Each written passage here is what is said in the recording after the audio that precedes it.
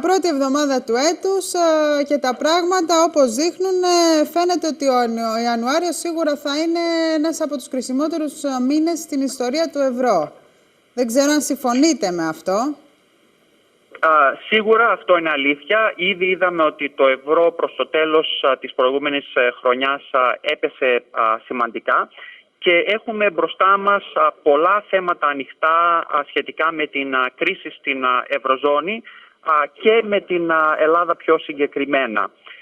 Ο τραπεζικός τομέας στην Ευρωζώνη είναι σε δύσκολη κατάσταση και αυτό το βλέπουμε από τον συνεχή υψηλό δανεισμό από τις τράπεζες, από την Ευρωπαϊκή Τράπεζα. Ταυτόχρονα δεν υπάρχουν νέα ποσά χρηματικά για να υποστηρίξουν το μηχανισμό στήριξης για την κρίση και οι δημοσιονομικοί κανόνες που περιμένουμε να συζητηθούν με πιο λεπτομέρεια από τη Μέρκελ και τον Σαρκοζή την επόμενη εβδομάδα δεν αντιμετωπίζουν την κρίση που περνάμε σήμερα. Ταυτόχρονα οι επόμενοι 2 μήνες είναι πολύ σημαντικοί για την Ελλάδα, πολύ σημαντικές και δύσκολες αποφάσεις και για το PSI και για μέτρα που χρειάζονται να αντιμετωπίζουν προβλήματα με καθυστερήσεις στις μεταρρυθμίσεις, αλλά και το επόμενο ποσό που πρέπει να πάρει η Ελλάδα πολύ πιθανόν σε ένα νέο πρόγραμμα θα είναι ένα ποσό μαμούθ, πολύ σημαντικό, πολύ μεγαλύτερο από προηγούμενα ποσά. Και όλα αυτά πρέπει να αποφασιστούν πριν τα μέσα Μαρτίου για να αποφευθεί μια πτώχευση δεδομένου των χρεογράφων που λήγουν μέσα Μαρτίου. Να σας πω, εσείς το κλίμα που εισπράτεται και ειδικά από το Λονδίνο ποιο είναι? Έχουν επανέλθει τα σενάρια επιστροφής της Ελλάδας στη δραχμή. Βέβαια είναι κάτι το οποίο απευχόμαστε και σίγουρα δεν το θέτουμε στο τραπέζι. Το θέμα είναι τι κλίμα εισπράτεται?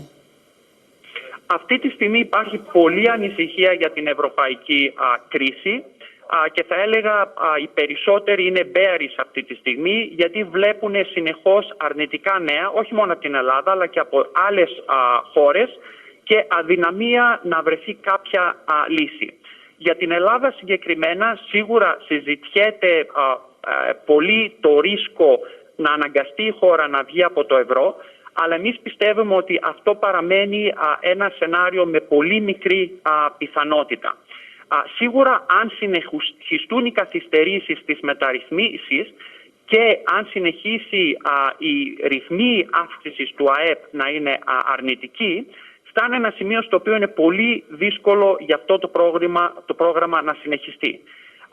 Σε ένα τέτοιο ενδεχόμενο πάντως πιστεύουμε ότι αν μεταξύ της επιλογής εξόδου της χώρας από το ευρώ ή να γίνουν οι μεταρρυθμίσεις που χρειάζονται, όσο και αν δύσκολες και αν είναι αυτές οι μεταρρυθμίσεις, η χώρα θα επιλέξει να κάνει τις μεταρρυθμίσεις που χρειάζονται. Μάλιστα. Τώρα σχετικά με τις τελευταίες εξελίξεις, είχαμε μια καταρχήν συμφωνία από την Ευρωπαϊκή Ένωση για εμπάργκο στο ιρανικό πετρέλαιο, πάντα σύμφωνα με πληροφορίες του Reuters και σύμφωνα με πληροφορίες που έρχονται από τις Βρυξέλλες.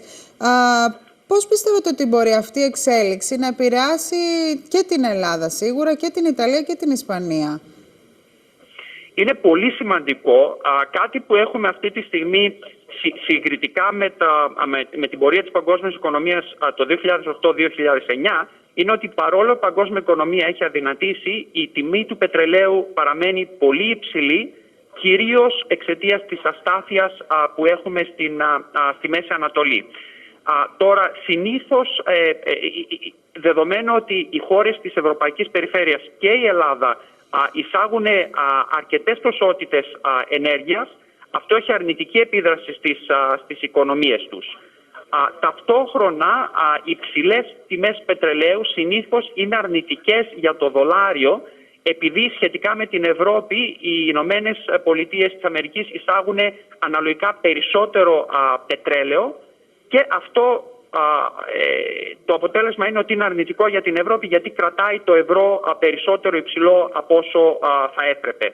Τώρα, αν έχουμε μια έκρηθμη κατάσταση στο Ιράν και οι τιμές πετρελαίου ανεβούν σε επίπεδα πάνω από 140 στο βαρέλι, σε μια τέτοια περίπτωση είναι πολύ πιθανό ότι η παγκόσμια οικονομία θα έχει άλλη μια ύφεση, το οποίο σε αυτή την περίπτωση θα ρίξει το ευρώ ακόμα περισσότερο.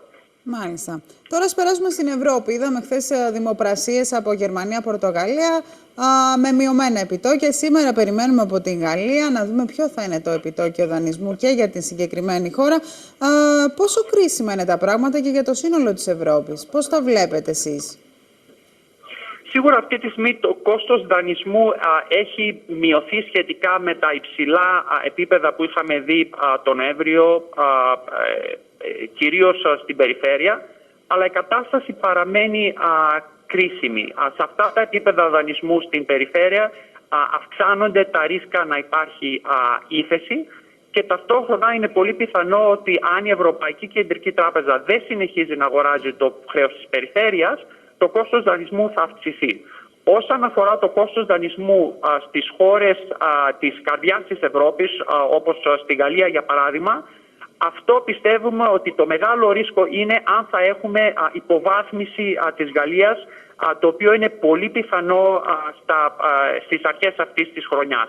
Αν γίνει κάτι τέτοιο, το κόστος δανεισμού θα αυξηθεί στη Γαλλία.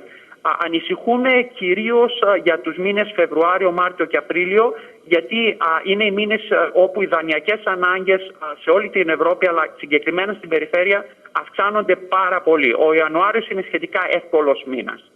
Μάλιστα. Λοιπόν, ας περάσουμε τώρα και στο ευρώ, μιας και είστε επικεφαλής νομισματικής στρατηγικής για την Ευρώπη της Μέρι Λίντς. Πώς βλέπετε την πορεία του ευρώ?